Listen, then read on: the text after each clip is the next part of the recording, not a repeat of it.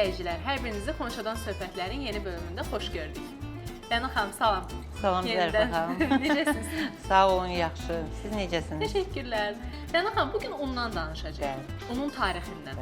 İnsanların dünyada, necə deyərlər, əldə etdiyi ilk məhsul undur. Bəli. Bugünkü mən verdiyim məlumatlar, danışdığım buğda un haqqında, o məlumatlar məni də bir növ hardasa çox belə, nətər deyim, təəccübləndirir, bəzən kövrəldir. İndi danışdıqca başa düşəcəksiniz. Bəli, bugün danışırıq buğdadan və undan. Necə ibtidai insanlar unu əldə etdilər. Amma ilk onu deyə bilərəm ki, ilk ibtidai insanlar unu əldə etməklə ictimai quruluşların dəyişilməsi ilə nəticələnir. Əslində deyə bilərik ki, unun kəşfi ilə birlikdə bir baxıma həm dünyada insanlığın gedişatı və tarixin gedişatı da dəyişmiş oldu. Bəli, hətta mədəniyyətin inkişafında ən stratejik rol oynayan qida maddələrindən biridir. Təəssüflər olsun ki, 21-ci əsrdə hələ də müharibələr davam edir. Üzgünük buna. Amma ki, dövlətlər, müharibə olan dövlətlər birinci nə edirlər? Un ehtiyatlarını nəzərdən Buğda keçirirlər. və un ehtiyatlarını depolayırlar. Görün, nə qədər stratejik qida. Və bu un kəşfi olunandan bugünə belə davam edir əslində. Bəli.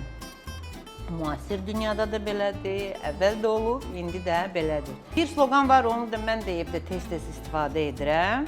Çörək bol olsa, basılmaz vətən. Bu həqiqətən də belədir. Qədim insanların məşğuliyyəti yığıcılıq və ovçuluq idi.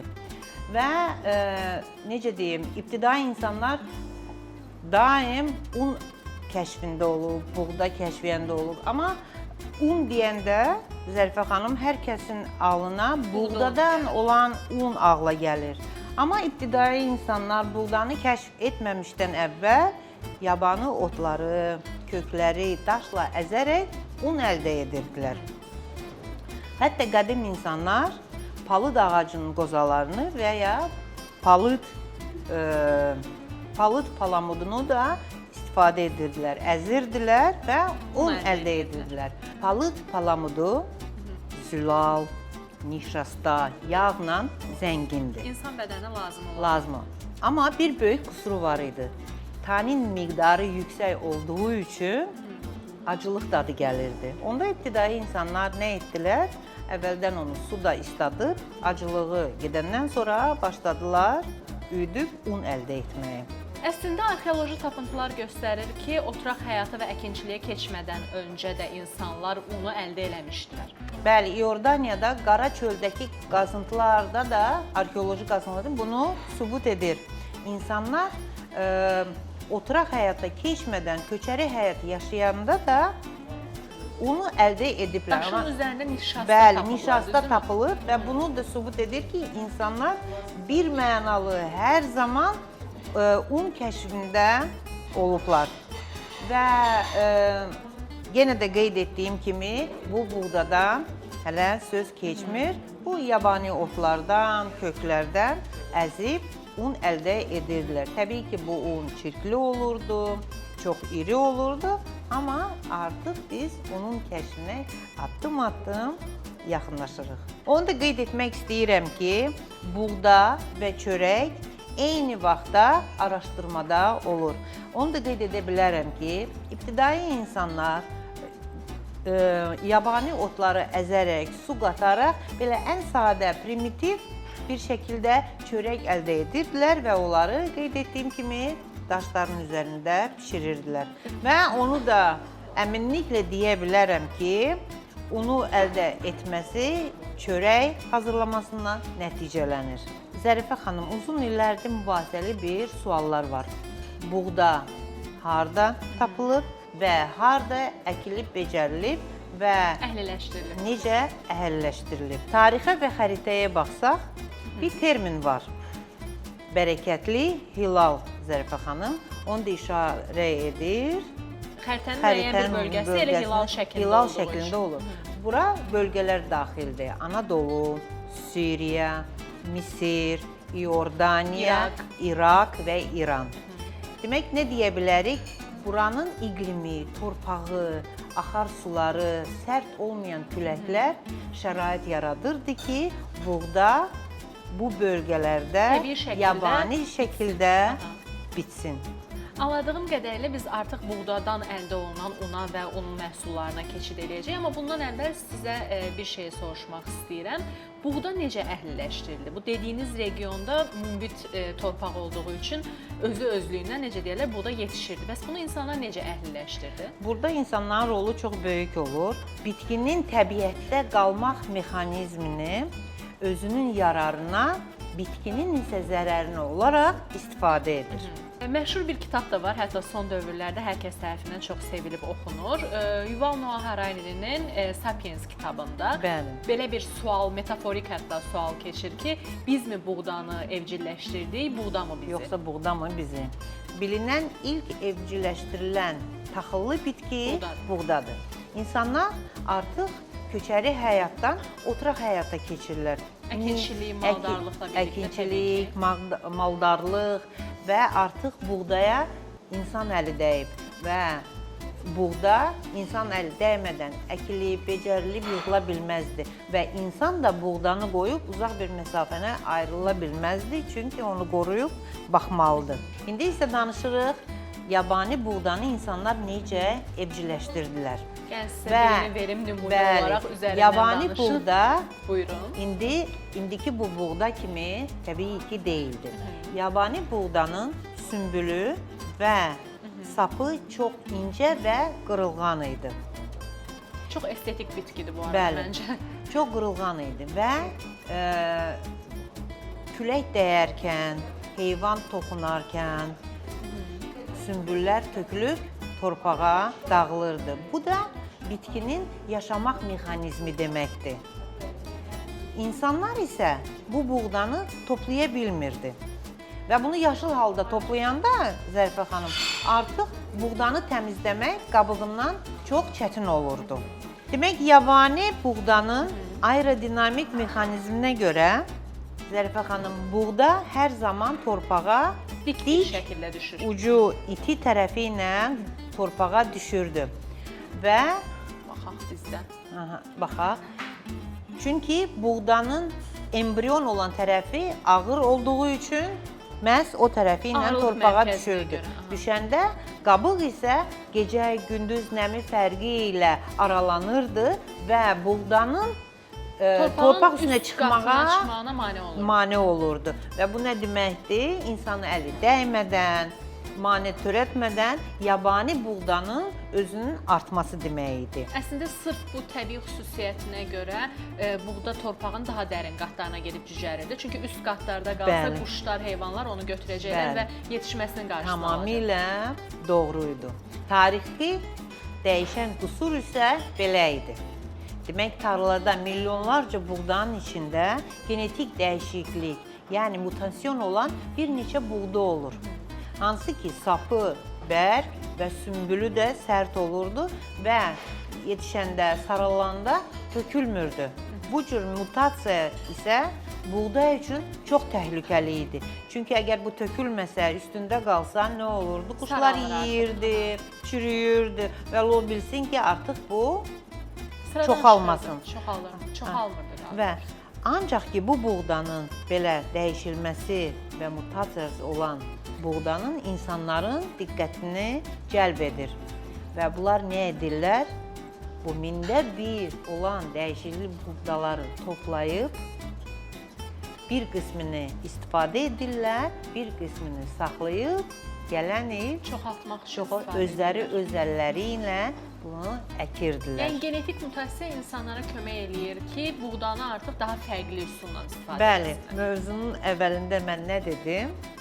Bitkinin zərərinə, özünün isə yararını olub istifadə edirlər və artıq buğda belə evcilleşdirilir və buğda artıq insan əli dəymədən çoxala bilmir.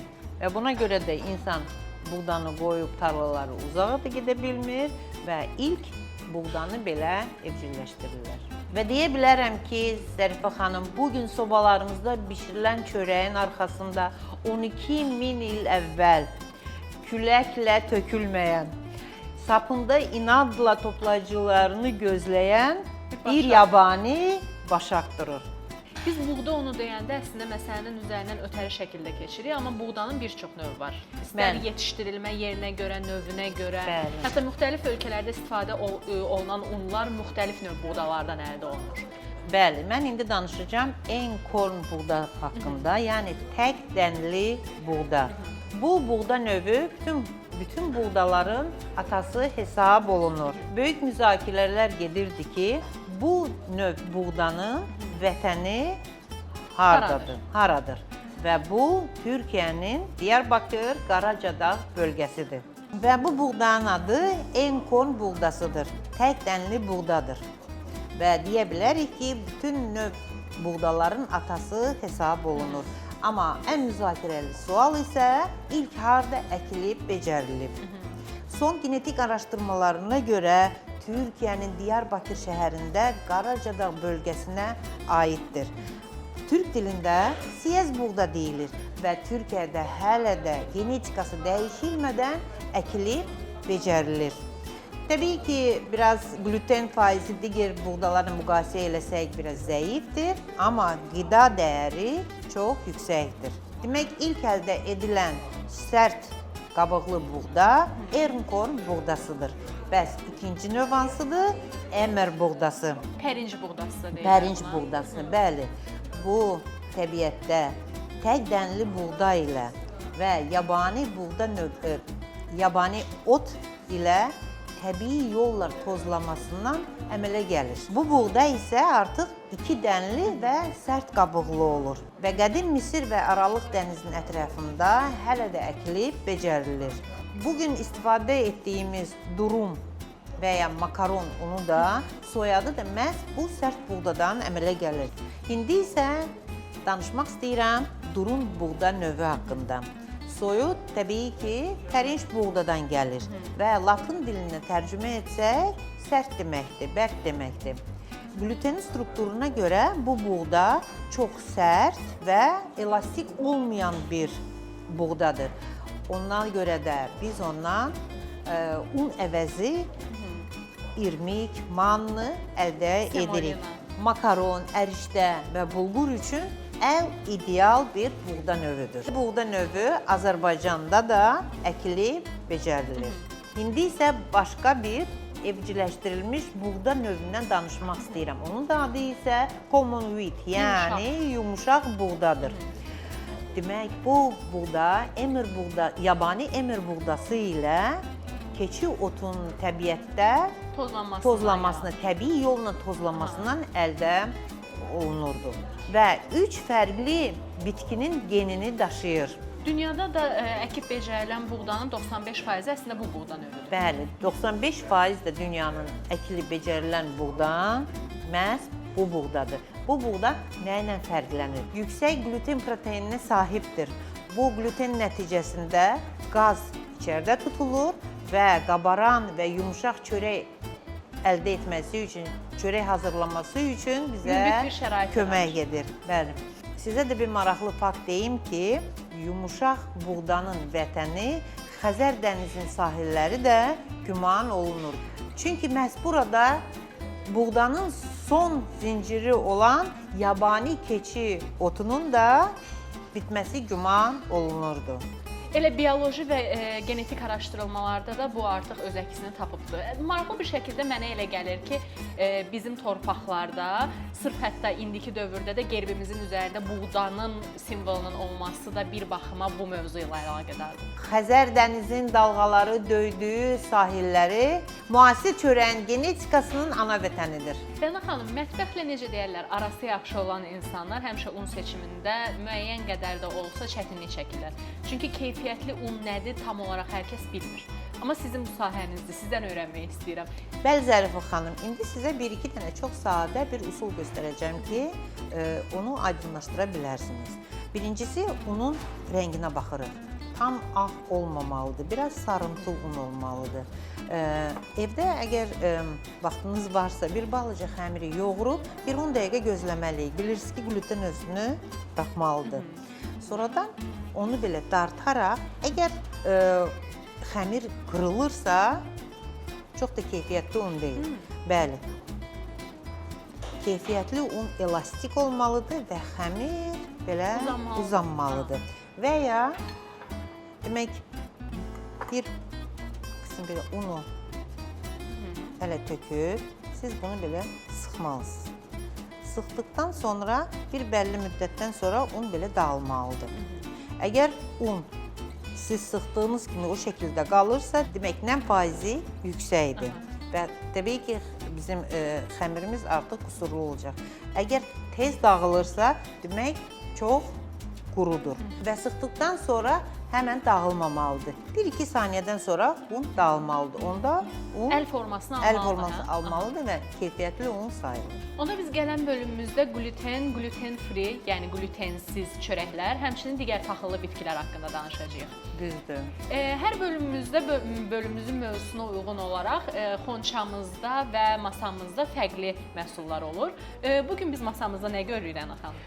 Bugün masamızda keyfiyyətli, acıtmalı olan tam ağ buğda çörək növüdür. Buyurub gəlib dada bilərsiniz. İzləyicilərimizə xəbər vermək istəyirəm ki, artıq gələcək bölümlərimizdə biz həm hazırlayacağıq çörəklərimizi, hətta çörəklər haqqında danışacağıq. İndi isə mənə çox maraqlıdır rəylərimiz hansı köklərdən başlayaq. Odur ki, bizi izləmədə qalın və rəylərimizi gözləyirik.